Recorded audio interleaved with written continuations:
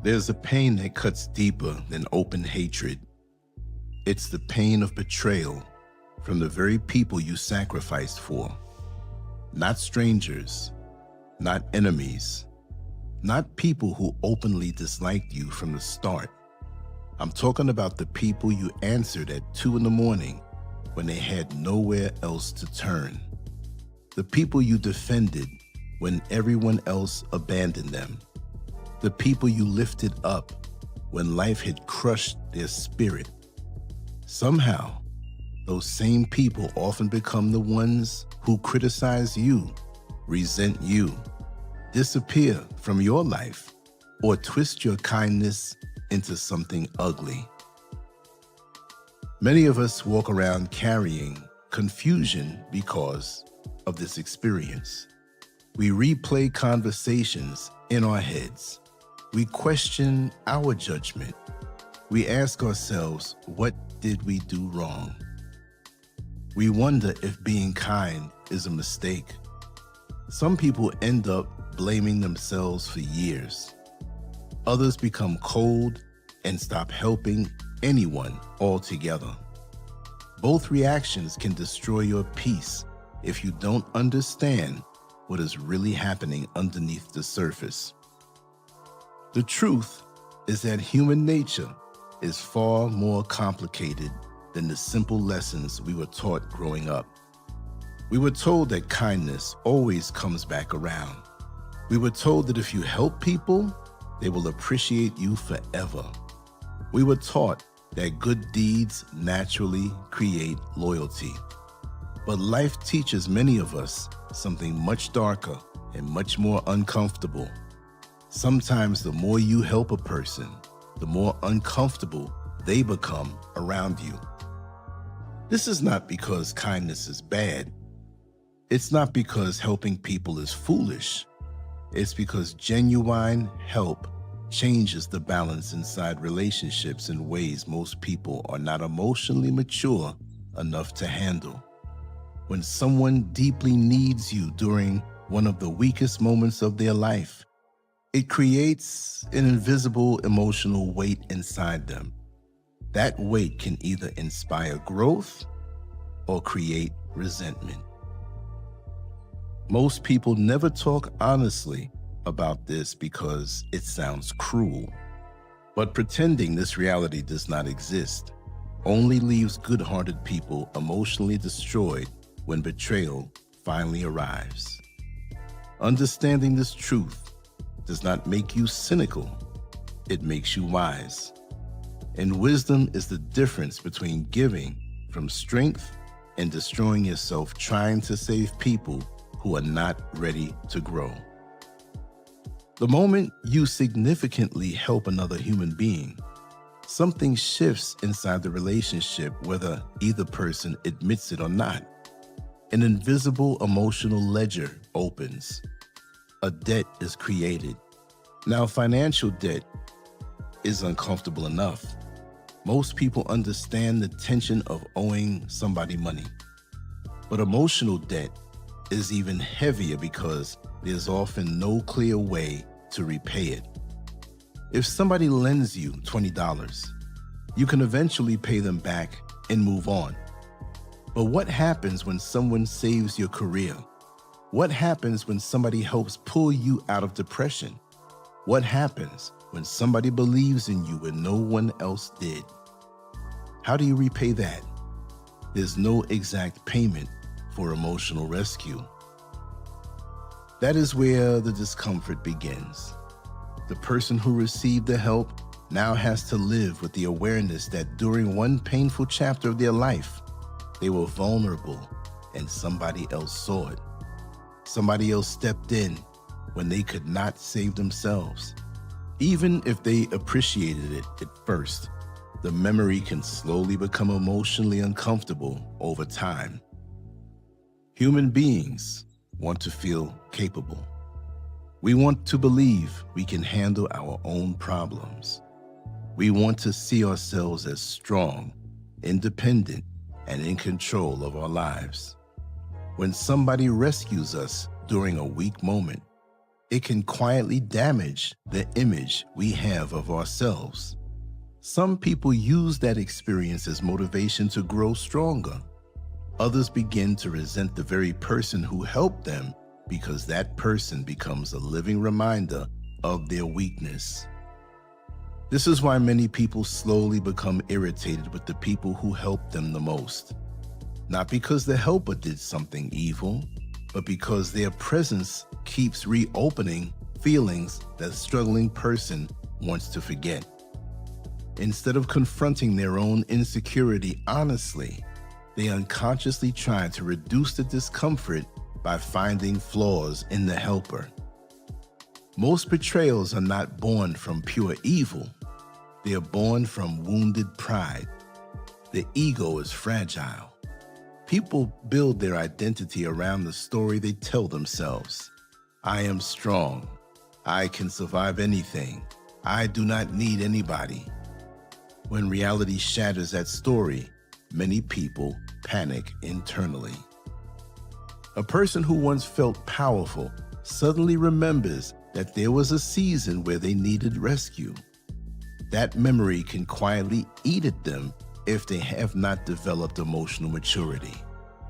Instead of processing the experience with humility and gratitude, they begin rewriting history in their minds. Suddenly, they start saying things like, I would have figured it out eventually anyway, or they only helped me because they wanted control, or they think they're better than me. These thoughts become defense mechanisms. They help the struggling person escape the painful feeling of emotional debt. This is why some people attack the very hands that fed them. The attack is not always about you personally. Many times it is about the internal war happening inside of them.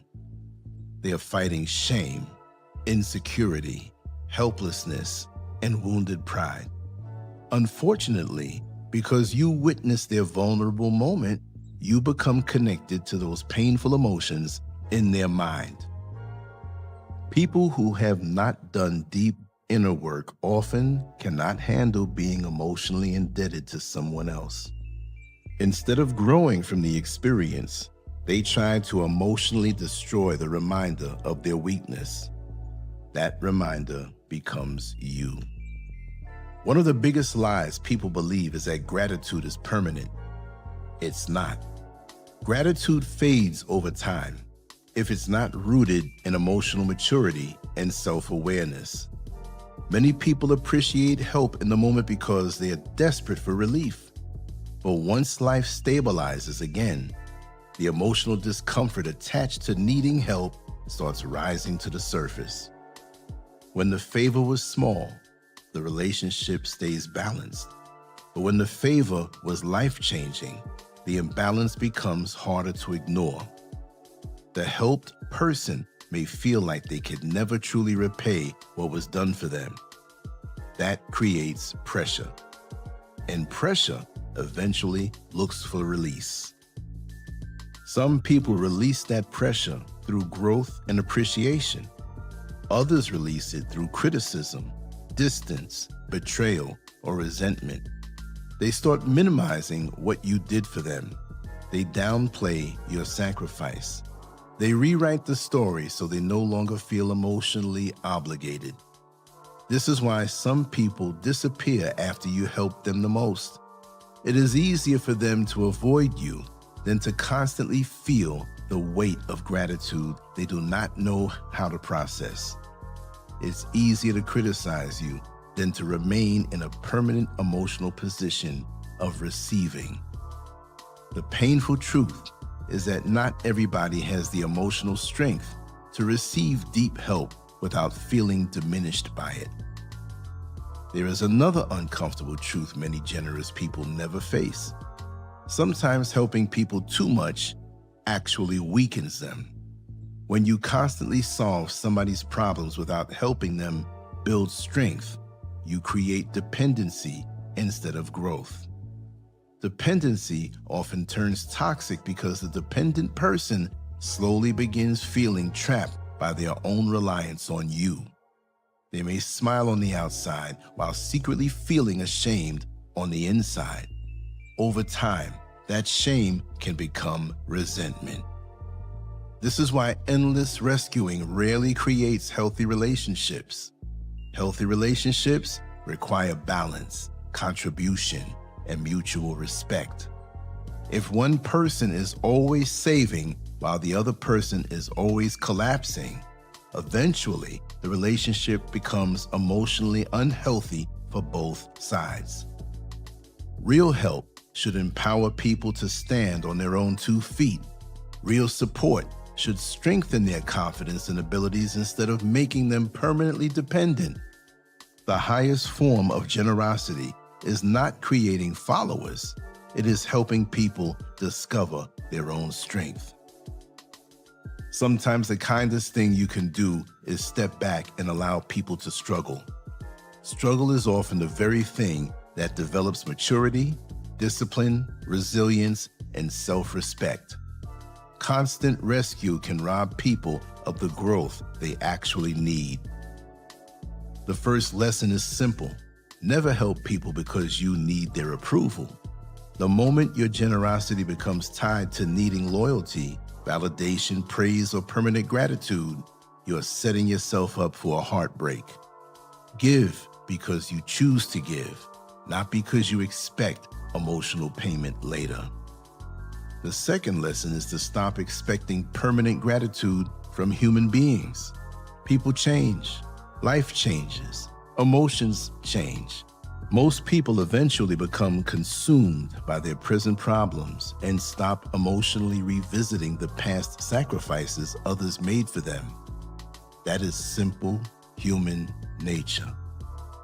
The third lesson is to never constantly remind people of what you did for them.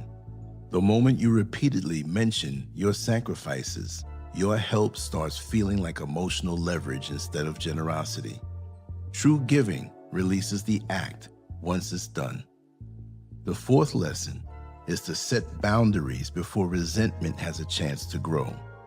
Do not overextend yourself trying to save everybody. Do not become endlessly available to people who refuse to develop themselves. Clear boundaries protect both your peace and the health of the relationship. The fifth lesson is to focus on helping people becoming stronger instead of becoming dependent on you. Teach, guide, encourage growth, inspire confidence. Do not create emotional addiction. The goal of real help is freedom, not control. Strong people can receive help without feeling humiliated by it. They understand that difficult seasons happen to everyone. They do not define themselves entirely by their weakest moment. Because of that, they can genuinely appreciate support without turning against the person who gave it. Fragile people experience help differently. They interpret support as proof that they are weak or inadequate. Instead of growing from the experience, they become emotionally defensive. They project their shame outward and eventually blame the helper for how they feel about themselves. This does not automatically make them evil.